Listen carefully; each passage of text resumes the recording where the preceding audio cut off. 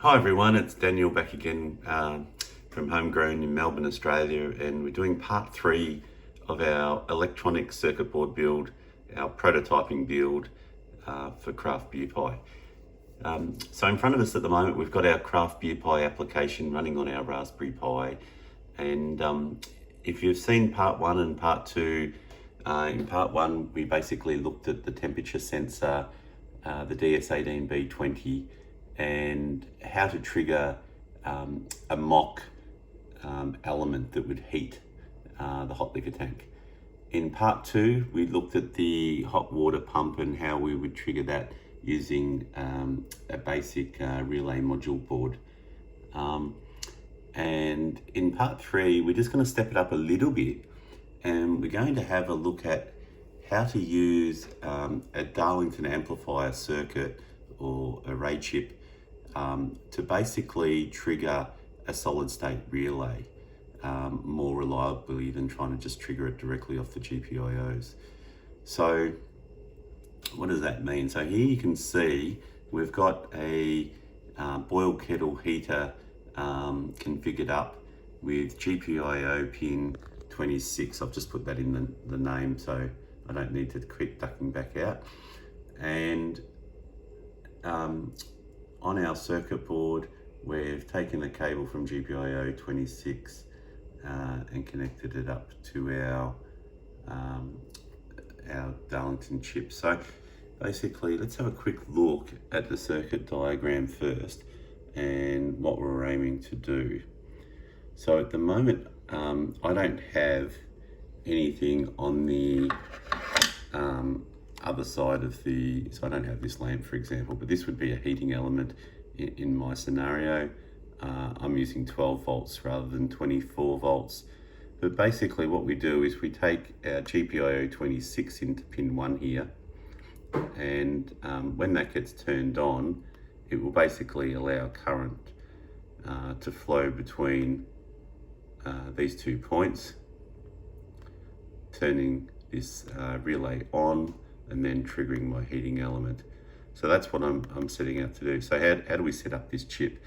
So basically I have a GPIO pin off the Raspberry Pi that's controlled by the CraftBeerPi software connected to each one of these pins 1 through to 7. At the moment I've just done number 1. Obviously we've got pin 8 connected to ground, and pin 9 connected to VCC, in my case 12 volts. So that's basically what we're looking to do there. Here's a additional diagram, basically the same thing. So you can see this might be a slightly different chip. It seems the numbering's a little bit differently, but basically the idea I want to show here is that coming in from one of these output pins, in this case number 4, basically the same circuit with the relay connected to VCC, completing the circuit back to the chip, but they've also put in parallel, they've put a 1K resistor and an LED anode side or positive side of the LED to high, and basically that gives you the ability to have a light on when this circuit is powered or the relay is turned on, a little LED just as an indicator. So I've also configured that up. So basically let's have a look at the circuit board and see if we can make sense of this amongst all the wires. So very quickly, just high level, here we've got our ULN2803 Darlington chip, and it's got the ability to amplify 8 inputs to 8 outputs to trigger up to 8 different devices. I'm not going to go into it here, but you can also pair up inputs and outputs together to increase the current. So the current capability of these things is 500 milliamps. And so by pairing them up together, so if you put 3 together, you could get up to, probably pushing it, but up to 1.5 amps. So let's quickly just run through what are the components we've got going on the board here. So we've got the chip, we've got a 12 volt input coming in on this connector here, and that's powering that whole rail to 12 volts. We've got this connector here is connected to the solid state relay, and over here we've actually got the solid state relay. It's an Inkbird. It's a 3 to 32 volt DC input to 24 to 380 volt output, with a maximum of 40 amps on the output. I won't be going anywhere near that, probably with a target state of a 3000 watt element. So this will suffice nicely, and connected in parallel across VCC and the output pin that we're triggering. I've just got a voltmeter that basically shows me the voltage. We just had that in place for testing. So I've got 3 indicators. We've got the voltmeter, we've got the LED on the actual solid state relay itself, but in some sort of target state solution I would have an LED indicating whether it's turned on, and that LED is also in parallel to the output across the Inkbird solid state relay. So let's just go through it in minute detail. So a moment ago we saw that the boil kettle heater was connected to pin 26. So let's go and have a look. Pin 26, there it is on our GPIO extension board. Once again, that's connected back to our Raspberry Pi. So pin 26, follow the yellow cable around, is connected to pin 1 in my case, of the ULN 2803 Darlington transistor array. And then the output of that is connected to a few different things. One, it's connected to the LED circuit in parallel. It's connected to another yellow cable which is running back to my multimeter. But more importantly, it's connected to this green cable here, which we're going to follow around back to the negative side of the solid state relay. The positive side, as you might have guessed, is, if we follow that around, comes into that pin, is connected to the 12 volt rail of the power supply.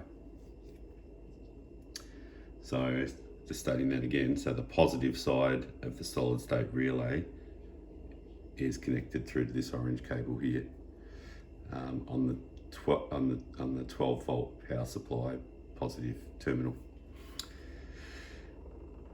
So that basically completes that circuit. 2 other important connections on the Darlington chip is, as we saw before,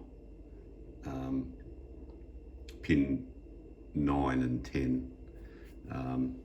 So pin 9 connected to ground, and pin 10 is connected to 12 volts. And you don't want to get them the wrong way around, or you basically short circuit the chip and blow the top out of it. So that's basically our circuit. So let's actually just see that in action. Sorry for getting my finger in the way a couple of times here. So if we go back here and let's just prove it in its entirety, end to end. Oops. So if we go down and have a look at boil kettle heater, now I know it says pin 26 in the description, but let's just go back and confirm that. So how have we got this configured? So GPIO simple type and GPIO pin 26. So it's definitely pin 26 and the type's GPIO simple in my case. And if we now go back into brewing,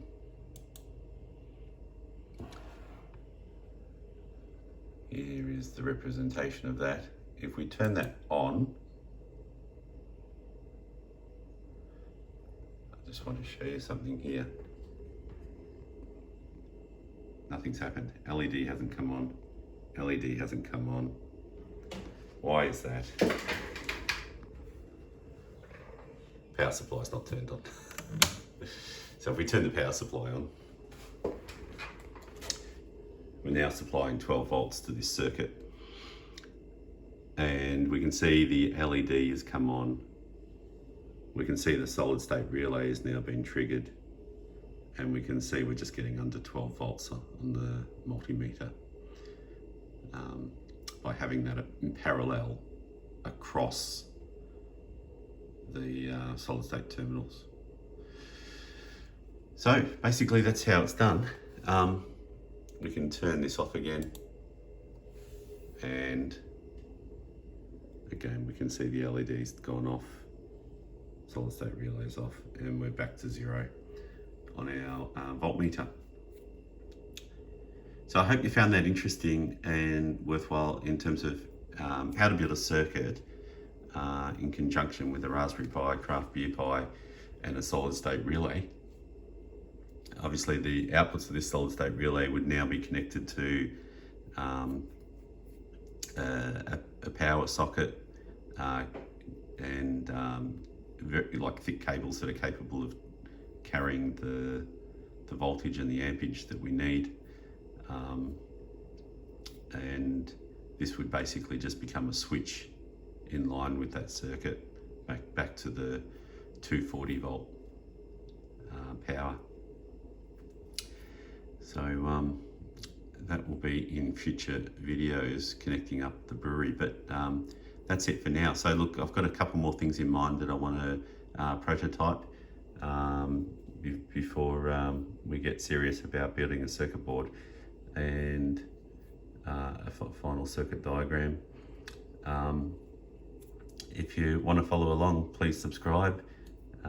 If you found that interesting, thinking about building your own brewery, electronic brewery, or thinking about using CraftBeerPi.